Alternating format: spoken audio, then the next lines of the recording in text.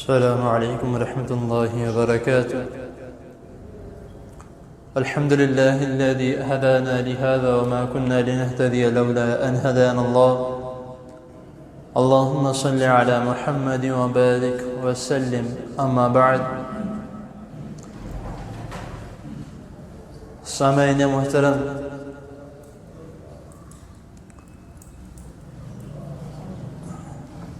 ہم امت مسلمہ کتنی خوش نصیب ہے کہ ہمیں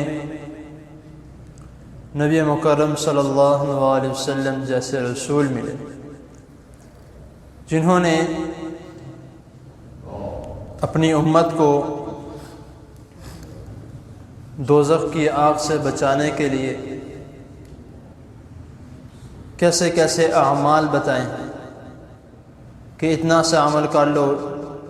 دوزخ سے بچ جاؤ گے، جنت میں چلے جاؤ گے، یہ عمل کرو تو دوزخ تم پر حرام ہے۔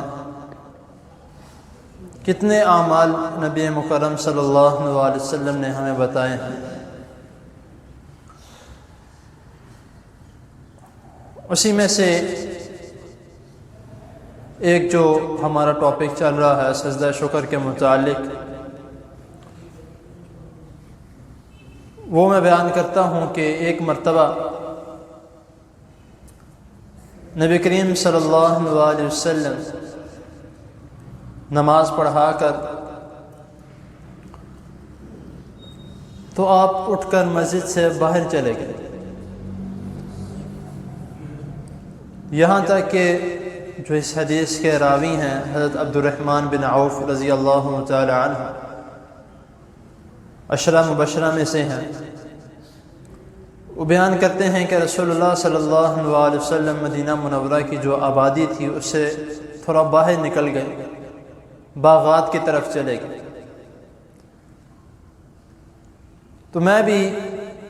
نبی کریم صلی اللہ علیہ وسلم کے پیچھے پیچھے صحابہ کرام رضی اللہ تعالیٰ عنہ اپنے اپنے گھر چلے گئے، لیکن جس وقت میں نے یہ دیکھا کہ رسول اللہ صلی اللہ علیہ وسلم تیزی سے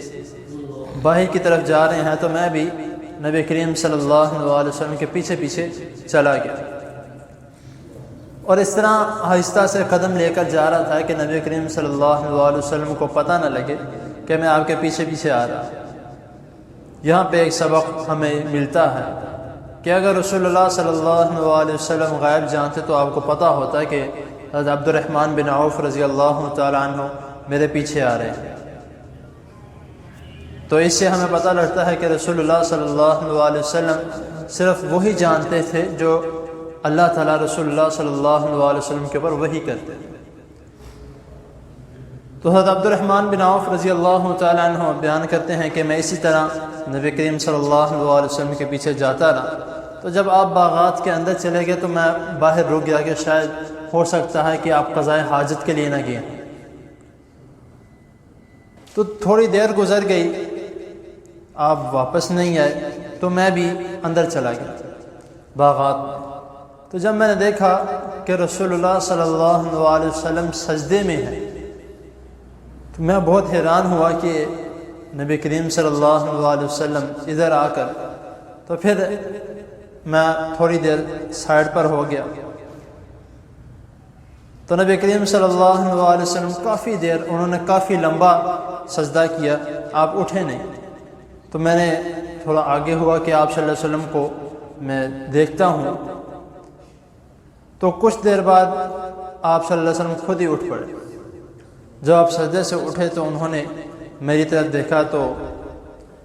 میں نے سوال کیا کہ اے اللہ کے رسول صلی اللہ علیہ وسلم اتنا لمبا سجدہ؟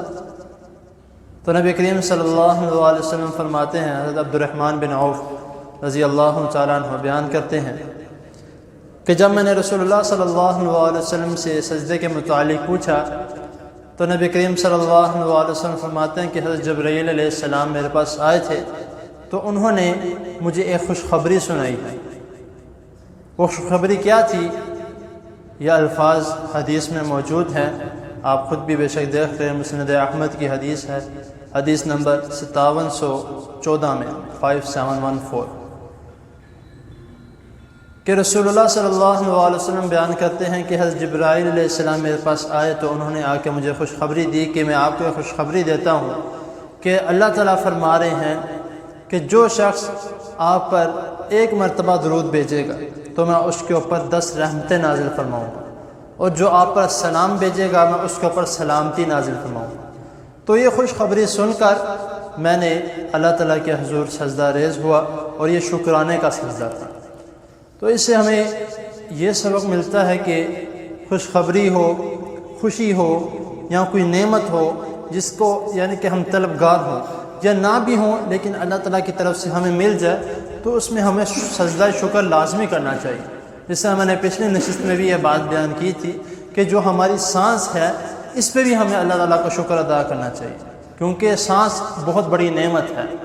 رزق بہت بڑی نعمت ہے۔ آپ کے پاس اولاد ہے، اگر آپ کو اللہ تعالیٰ اولاد دیتے ہیں یہ بھی بہت بڑی نعمت ہے۔ تو اولاد کے ہونے پر یا کسی بھی قسم کی نعمت کے ملنے پر اللہ تعالیٰ کا شکر ادا کرنا چاہیے۔ اور کئی مرتبہ یہی ہم صرف سوچتے ہیں کہ اللہ تعالیٰ کا شکر ادا صرف نعمت ملنے پر کرنے چاہیے، ایسا نہیں ہے۔ اللہ تعالیٰ کا شکر ادا تب بھی کرنا چاہیے جب آپ کسی مصیبت سے نکل آئیں یا کسی مصیبت سے بچ جائیں۔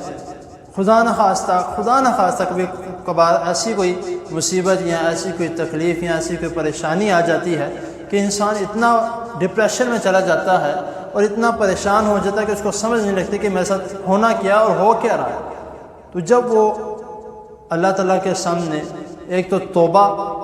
اور جب وہ توبہ اللہ تعالیٰ قبول کر کے اس کی پریشانی ہٹا دے تو اللہ تعالیٰ کا شکر ادا کرے۔ کئی مرتبہ اس طرح بھی ہوتا ہے کہ خدا نخواستہ کسی کے ایکسیڈنٹ ہو جاتا ہے تو بچ جاتا ہے یا کوئی معمولی سی چوٹ لگتی ہے تو فوراً بے شک ادھر ہی